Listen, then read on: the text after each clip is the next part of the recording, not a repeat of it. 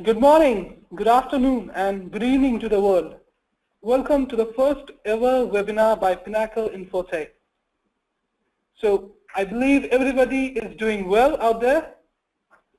The webinar topic of today is Fabricate in Revit, Tips and Tricks. Hi, my name is Peter Ganguly and I will be your moderator for today.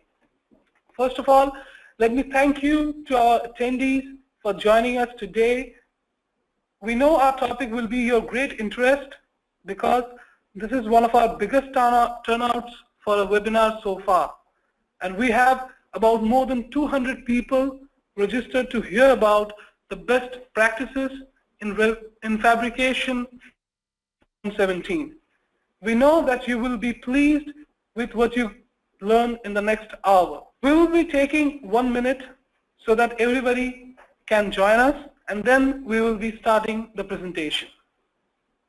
So we're ready to start, and let's take a quick look at today's presenters. First of all, I would like to introduce Mr. Bimal Patwari, the first generation entrepreneur and founder of Pinnacle Infotech. Our Vice President, Mr. Scott Pittman, he comes with vast knowledge of core construction background in USA and brings technological rigor of enterprise level operations. My name is Peter Ganguly and I am handling the new BIM development initiatives for Pinnacle Infotech in the East and Central Coast region of US in the mechanical, plumbing and fire protection part. Then we have our in-house experts, Mr. Pinaki Rajat, who is an active member of the Center of Excellence team of Pinnacle. And lastly, we have Mr. Abhijit Ghosh, who is a part of our research and development team in our production center, Durgapur, India. Here's on the agenda, we will first let you know about who we are. After that, we will move forward to the technical part where we will see the limitations of Revit of the earlier versions. Then we will discuss about how Revit has bridged some of the gaps in Revit 2017. After that, we will showcase the limitations of Revit 2017. We will also let you know our observations about spool drawing creation in Revit 2017. And as always, we'll wrap up by letting you and the audience sending your questions to our panel of experts. Now, let me run through a couple of quick housekeeping details over here. Everyone in the audience is muted, obviously, except for the presenters, but feel free to ask questions via questions window during the session anytime. And what we are planning to do, we will take those Q&A at the end of the session, which you will send us, and we will direct those to the appropriate experts. This webinar is getting recorded and you will get a link for it at the end of the session. And also, if you have any further questions, you can mail it to rnd@pinnaclecad.com and our research and development team will help you about your further queries. Now I will ask Mr. Scott Pittman to speak about something Pinnacle Infotech. There you go, Scott. Thank you, Peter. Hello, everyone, and thank you for your time joining us today. Like Peter said, this is our first attempt at the webinar. Hopefully you guys find something very interesting, and we plan on doing more of these in the future. I'd like to talk a little bit about Pinnacle. For the people that are new and the people that haven't seen the presentations that I do when I meet with the clients. Pinnacle has been in business for 25 years. They've been in the industry, the construction industry, for 18 years. We have offices located around the world. We have clients located around the world as well. We currently work in 32 countries, almost all the continents around the world. We currently have over 5,000 projects successfully completed, and they're all aspects of projects, from airports to hospitals to stadiums, dams, hydro plants, very large high-rises, which I'll talk about here soon, and multiple projects that can fit in your aspects. The team that we currently have is over 800 in-house architectural and engineered background employees. That number is growing as we speak. We're currently working on building a new, an additional office to our fleet. Once that building is complete, we'll be right around 2,000 employees and be able to take on even more and larger projects. Some of the projects I wanted to share with you guys is, this is the biggest one, Kingdom Tower. For a lot of people have heard about this project around the world. It's being built in Saudi Arabia. It is a 264 floor building. It's 3/4 of a mile high. Some of the information about this project, basically there's enough concrete in it to build 5 Hoover dams. There's enough structural steel in it to build 7 Eiffel Towers. The of the project, you could basically stack 2 Freedom Tower buildings on top of each other and then top it with the Eiffel Tower on top to get the overall height of this project. This project, we actually performed all of the mechanical, the plumbing, the electrical, everything except for the structural on this project. But we are capable of doing structural as well. This was just a very large project, and it's very known around the world. Some of the other projects that we've done in the U.S. We have the Hyatt in Virginia. It was a project that we did all ductwork on that project. It was for a sheet metal contractor. It was about a 1 million square foot project. We've done this one here is the Orlando medical facility. On this project, we actually did all the sheet metal, plumbing, pipe, all up to the fabrication level of 400, LOD 400. The Dubai airport, the Hyatt project, like I had said before, that was a full sheet metal project. Then we've also done the East LA College project, was actually done for a general contractor, where we did all of the site logistics, constructability reports, clash detection, things like that for these projects as well.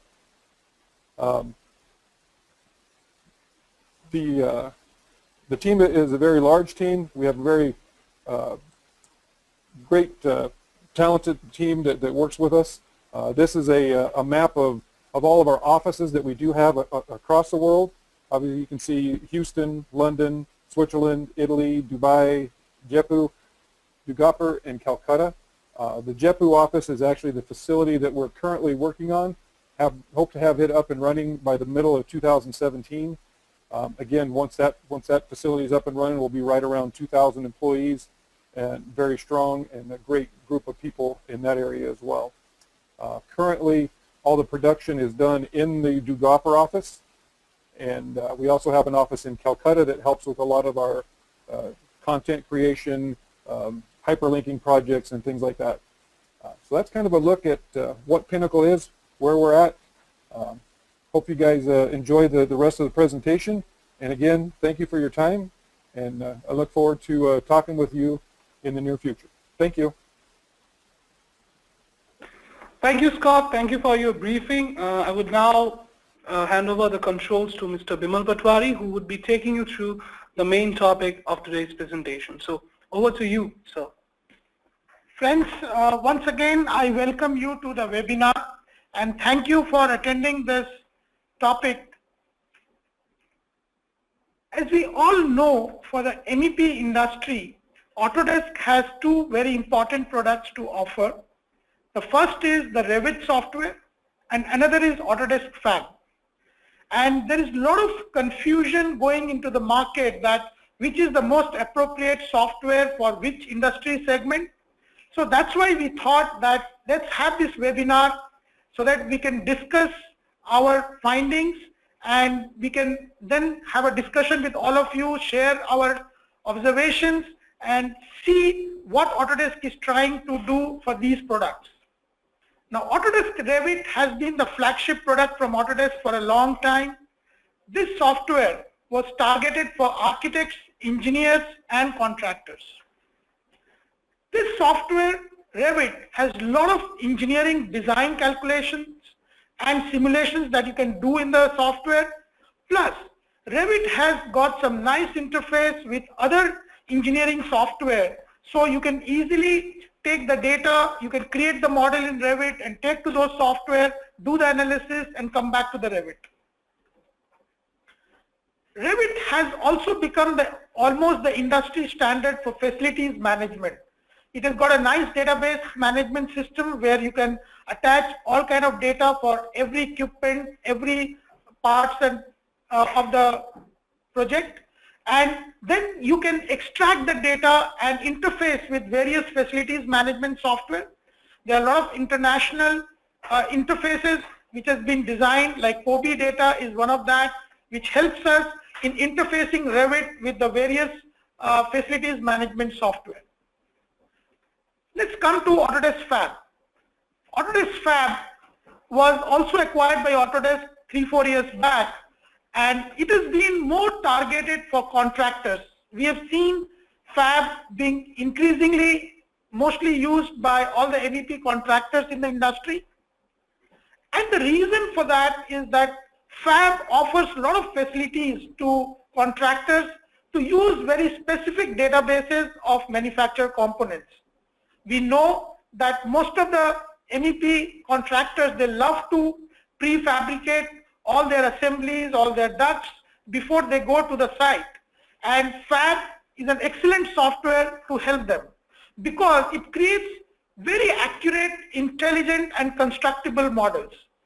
By this we mean that you can break your model into segment lengths, your pipe lengths, you can give insulations, you can give slopes, and you can put the hangers. So using Autodesk Fabrication, you can virtually create the as-built model the way you would like to install on the site. Now, there has been a lot of limitations of Revit prior to 2017. With every version of Revit, Autodesk has tried to bridge those gaps, to bridge those limitations, because there is a demand from the industry that because Revit is more popular with architects and engineers, and the fabricators, the MEP contractors want that Revit model that they get from architects and engineers to use it for their own fabrication. So let's look at the limitations that Revit had earlier. First of all, the biggest limitation of Revit was that it could use only generic parts. It was like what Henry Ford said earlier, that you can choose any color for my car as long as it is black.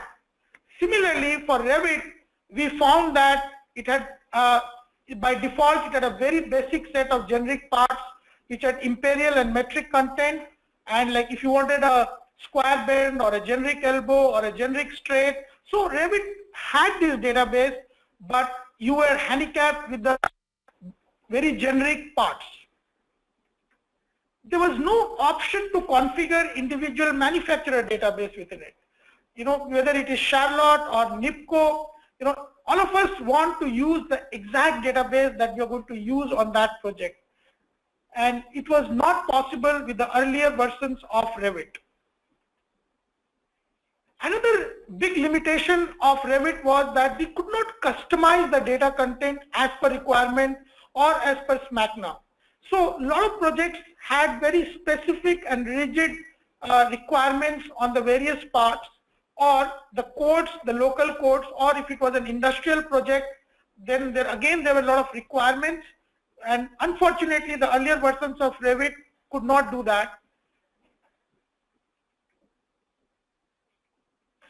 Another big limitation of Revit earlier was that it could take any length of the duct. For example, as you can see on the screen, it shows 362 inches of duct. It could take 200 feet of pipe. So you could not actually break those ducts and pipes into standard lengths because there was no database, there was no intelligence to break these segments. So we could not convert the Revit services to the fabrication parts because of these limitations. Now, in the earlier versions of Revit, we didn't have the option for auto routing.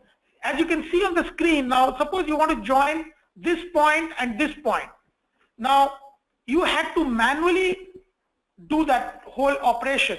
Like, for example, in the newer versions, the way you can see that now, we would have loved to join it like this. So trim this and join this, and to find the optimum way of connecting 2 points or multiple points. So earlier, Revit did not allow these facilities.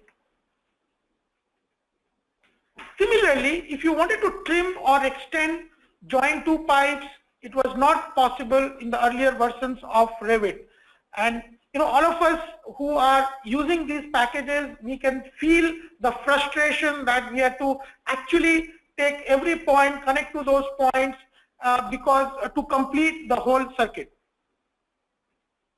Similarly, there were limitations of multi-tier trapeze. Now, in our field, in our real life situations, a lot of times we have to have multi-tier trapeze. So this facility was not available in the. Similarly, the hanger rods. There was no flexibility in positioning the options for these hanger rods. Because a lot of times for coordination reasons, you need to have some flexibility in these hanger rods, which was not possible earlier.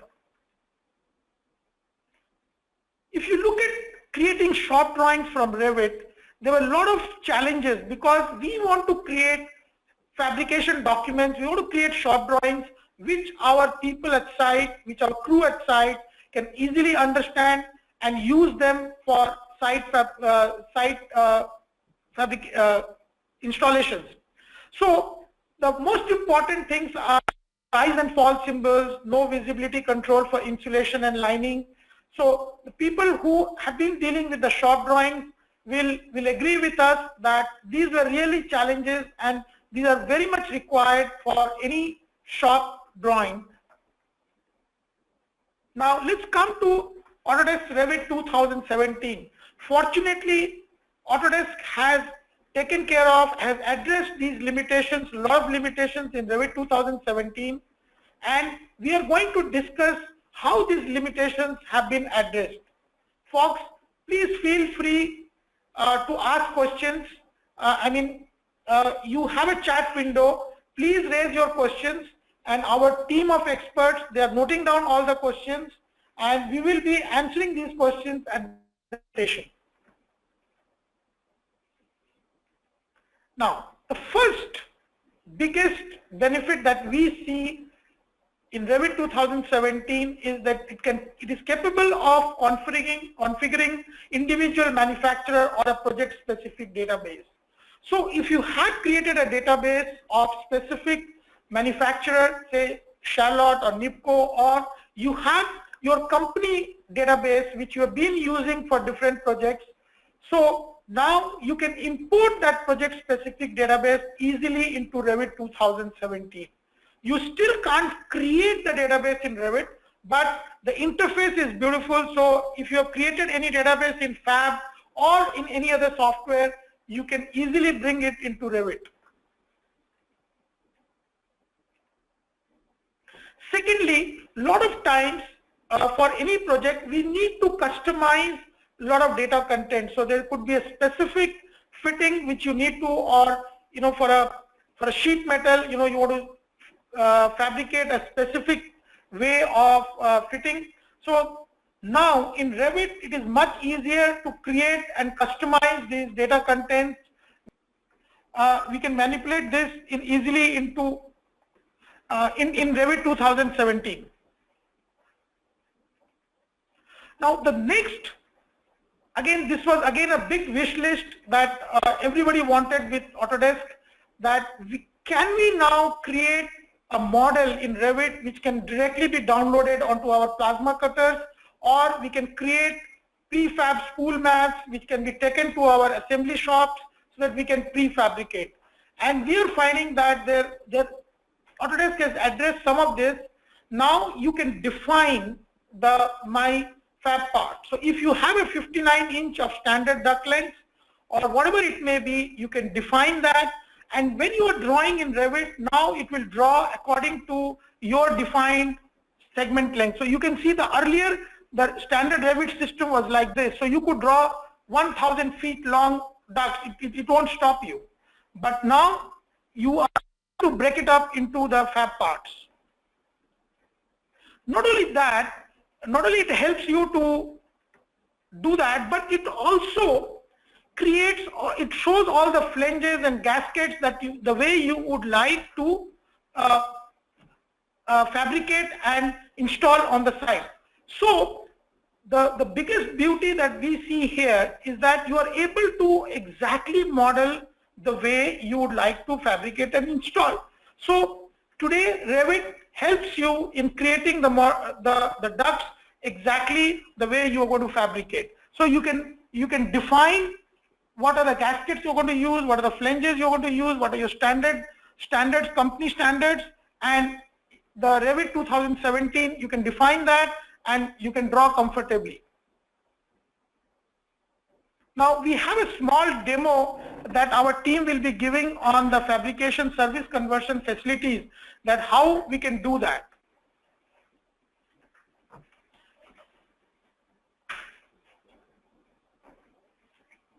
We would be showcasing you the demo on fabrication service conversion facilities.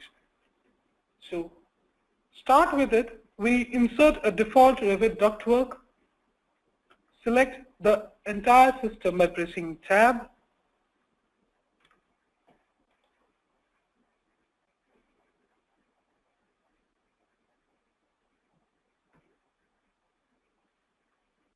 Now copy the entire ductwork, select the entire copied system by pressing tab.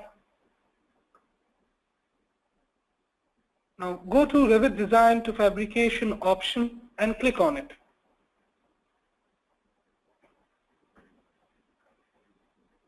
Select a fabrication service to use for conversion.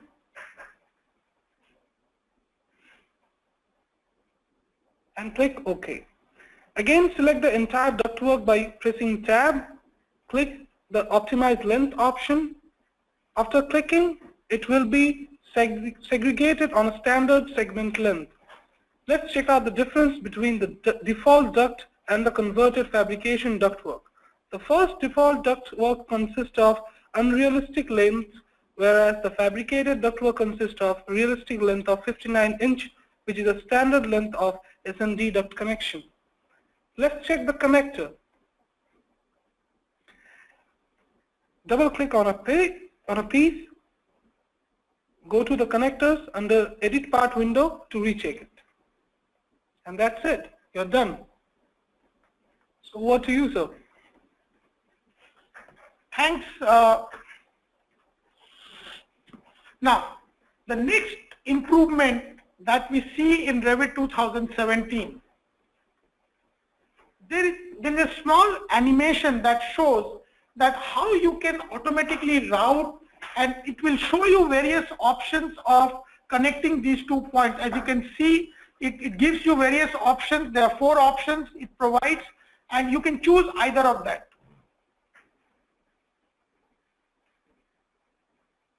Similarly, the routing and filling options, you can route and fill the way you would like to have.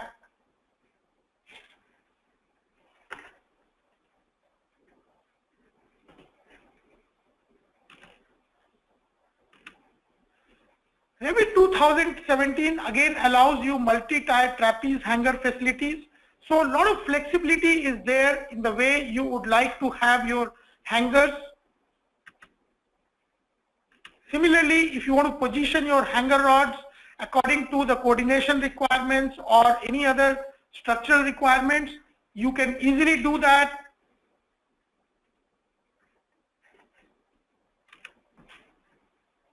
Now, we will show you one more tip and tricks. While we show you the default facilities that are there in Revit, we would also show you some of the things that our R&D team has found out, which are very common problems that we find for the modelers, but we have tried to identify a proper solution. Now let's take a situation where a hanger,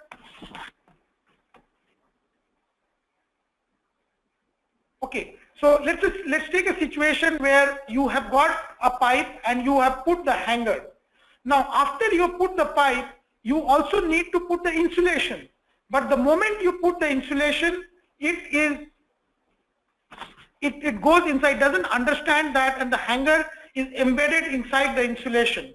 But we have found out a way to circumvent this situation, and our team is going to show you a small video on that also.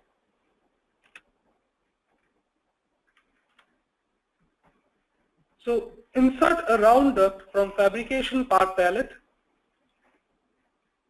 Select hangers from groups drop-down list.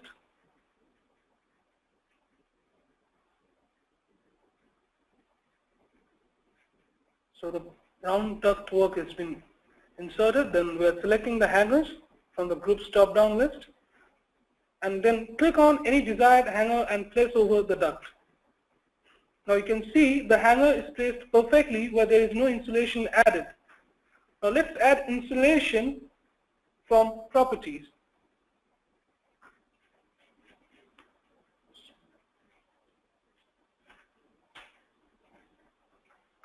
Go to insulation specification and select as per your requirement. Now you can see that the insulation has been placed, but the hanger size has not been adjusted according to the insulation that has been placed over there. So what we do over here, we would go to the Fab MEP. Now click on Edit Main Database, go to Fittings, then go to Insulation Specification. Now click on Specification drop-down list to select the insulation which you have selected previously, then select Round in the library part. Go to Insulation, now select Thermal Lagging in the Ductwork section.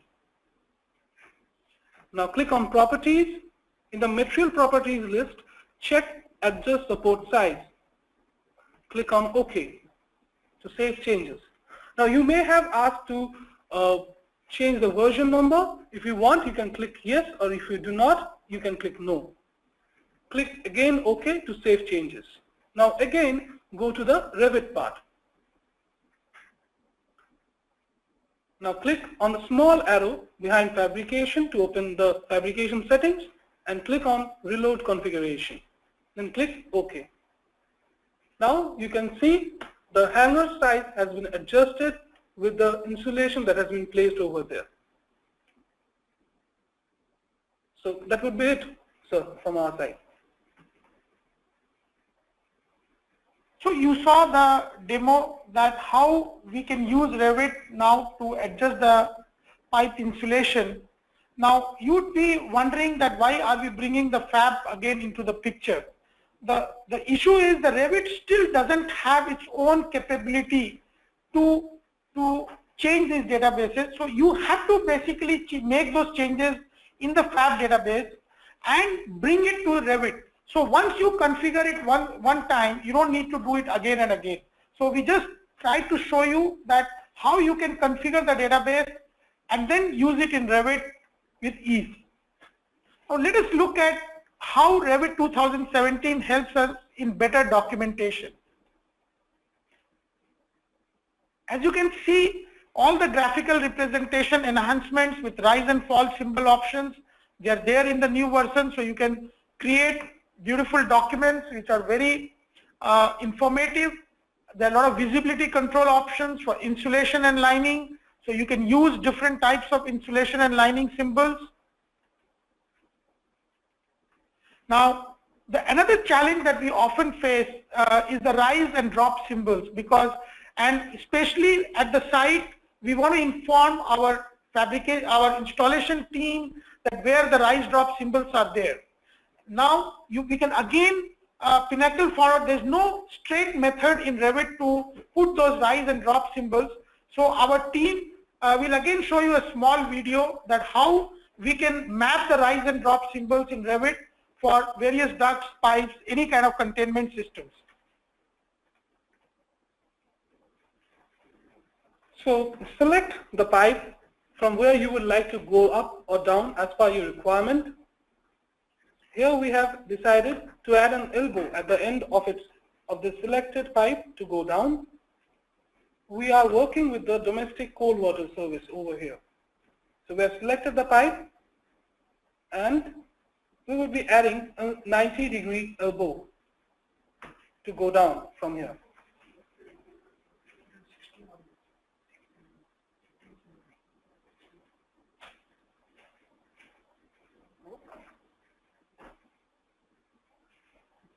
Now decide the direction as per your requirement. Here we have selected down. Insert another straight piece with the elbow. To improve the documentation of the drawing, we need to have the rise and fall symbol in the selected part, which is not showing right now. You can see on the selected part, the rise and fall symbol is not showing. So we need to go again to the CAD tab MEP, click on Edit Main Database. Now we have to click on the takeoffs. Then we would go to the CAD settings, then go to the Display tab. Then we have to select rise and fall symbols for model space and paper space. You have to check the box which is unchecked over there.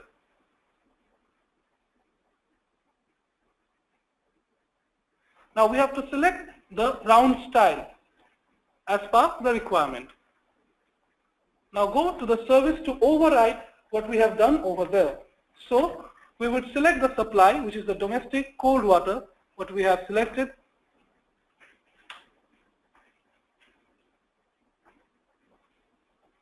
Now again you can see the cold water has been selected over here. Then go to the rise fall symbols, click on round as we have selected round duct, then select the style which I have selected over there. Now again we are going to Revit.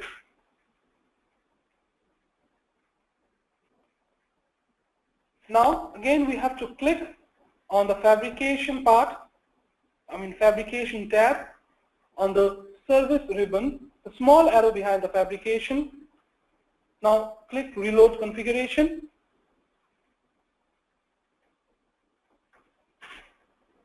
Now click OK.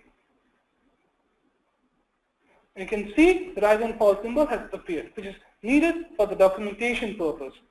So that would be it, sir. Thank you, Peter. So we have talked about the various benefits or the advantages Revit 2017 has over the previous versions. Now there are a lot of still limitations that Revit 2017 has, as we have identified, and would like to share with you. It is still dependent on Fab MEP for data content. Revit cannot create its own data, so you have to create data through some external source and then bring it into Revit. Now direct export to CAD MEP not allowed. You need Revit extension for fabrication. So this is an add-in which comes along with Revit. So anybody who is under subscription will get this Revit extension for fabrication, and you can directly then import into the Revit. Now this is another challenge which has not yet been addressed, to create spool drawings, because we all want spool drawings, accurate spool drawings, and I know we have been working with so many mechanical contractors, and everybody has their own process, own system, own way of creating spool drawings. So there is a lot of customization that is required, and which Revit does not have any solution as of now. So let's see how we can address some of these limitations. Now for spool drawing creation, we have three options we can do. The first is, from Revit, after you have created the model, you have done all the coordination, you use an MAJ export file. Once you get this MAJ file, take it into fabrication CAD MEP, and then you can continue with spooling the way you have been doing. Now, so let's say for any mechanical contractor, if you have 10 people working on creating the model and coordination and everything and shop drawing, so you could have just one sheet of CAD MEP as per this solution, where you take this MAJ file and continue with the way you have been spooling in Autodesk Fab. The second option is that there are various companies which offer you add-ins, like Siskiyou is one of them. There are other companies also which offer these add-ins which you can use in Revit, you can install on Revit, and then you can create the spool drawings. And the third way is to create your in-house add-ins. And in fact, our company has also created a lot of Revit add-ins which help you in creating the spool drawings. So these are one of the three suggestions that we have at present which can help you in creating the spool drawings sitting from the Revit. Now friends, we are coming to the end of the presentation. We have shortage of time, otherwise we could have handled much more. There are many more limitations which have been addressed by Revit. There are a lot of tips and tricks, and we'll be very happy to share with you. So feel free, we have given you our email address, and we'll again be giving at the end of the presentation. So feel free to ask us questions, and not only questions, please share your observations. Maybe you found out some better method. We would love to know from you, hear from you, that how you have optimized the use of Revit, or you have overcome some of the limitations of Revit. We'll be very happy to address that. Now we already have some questions from the various people, and let's look at those questions. The first question comes from Derek. His question is, what about high purity piping, spool drawings, weld maps, etc.? We deal with a lot of high priority clamped and welded stainless steel. Will the database created in fabrication translate across? Yes, Derek, as I explained, that Revit and Autodesk Fab has got now very good interface. So any database that you create in Autodesk Fab can easily work in Revit, and you can continue the way you have been modeling in Fab. His second part of the question was also, what version of Fabrication DB will import? I think, Derek, you asked both the questions, very right questions.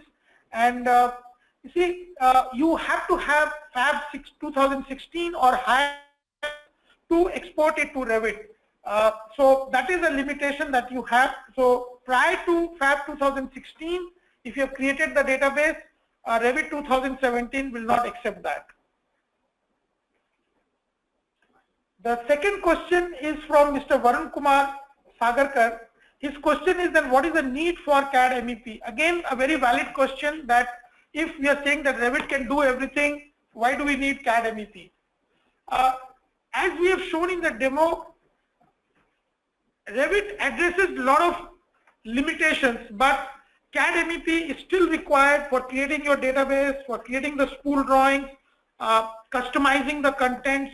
So CAD MEP is still required, but the point is that you need to have very limited sheets of CAD MEP for creating these databases or making those changes in the databases. Your majority of the people can continue to work on Revit 2017 and depend on the Fab, your team of experts in your team which create the database.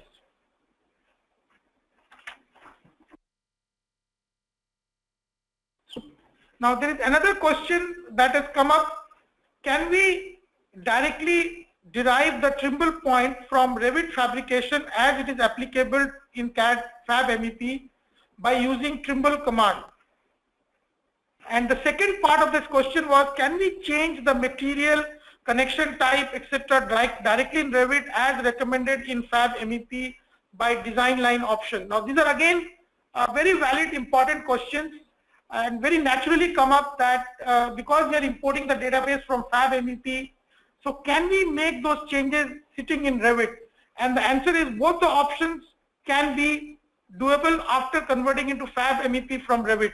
So the next question was whether it is possible to integrate CFM airflow into fabrication duct part credential at design aspect. We need to check this point. This is a very good question which has come up. I again repeat the question, whether it is possible to integrate CFM airflow into fabricated duct part credential at design aspect. So we will check that and we'll revert back what exactly is the solution. Okay, the next question has come. Is it possible in Revit 2017 that after starting a project in Revit with native Revit objects, as per requirement, it can be converted into fab parts as per desired database? So the question is that if you have started with the native Revit database and later on you want to convert that into your specific project database, is it possible? Yes, it is possible by the option in Revit 2017. Next question that has come is, have you found a way to change colors? This question is from Thomas Cole. Yes, Thomas, there is a way to change the color. It's a bit tricky. You can use the filter option and service-wise color will come if you use the filter option. However, in 3D it will not be shown, but if you look at the 2D fab drawings, the color option will be there. Okay, the next question is, can we use the Victolic add-in, which is much more affordable? Yes, we understand that you know, these Victolic add-ins, the contractors love to use that. Yes, you can do that now in Revit 2017. It's possible. You can still ask questions. We have some more time to address any questions that you have, or we would also love your feedback on this webinar, because it's very important that we get your feedback.